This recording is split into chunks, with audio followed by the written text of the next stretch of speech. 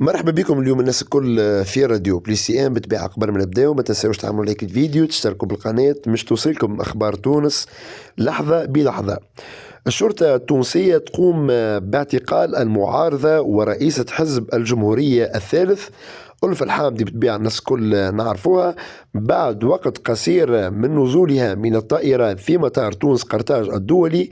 وكانت ألفة الحامدي دعت سابقا إلى تشكيل حكومة انتقالية وإجراء انتخابات رئاسية مبكرة. وشغلت ألفة الحامدي منصب مديرة شركة الخطوط التونسية في مهمة لإصلاح وإعادة هيكلة الناقلة الوطنية في 2021، لكنها أقيلت من منصبها بعد أقل من شهرين فقط إثر خلاف مع الاتحاد العام التونسي وللشغل. وأطلقت الحامدي حزب الجمهورية الثالثة وأصدرت بيانا أعلنت فيه عن سلطة دستورية انتقالية كبديل لنظام الحكم الحالي الذي يقوده الرئيس قيس سعيد. وقالت في بيان ترشحها في انتخابات 2024 أن خيارات قيس سعيد تشكل خطر سياديا حقيقيا على الدولة التونسية والتونسيين في الحاضر والمستقبل، مع العلم أن ألفة الحامدي تحمل شهادات عالية من فرنسا والولايات المتحدة، وصرحت أيضا بأنها تحمل جواز سفر أمريكي.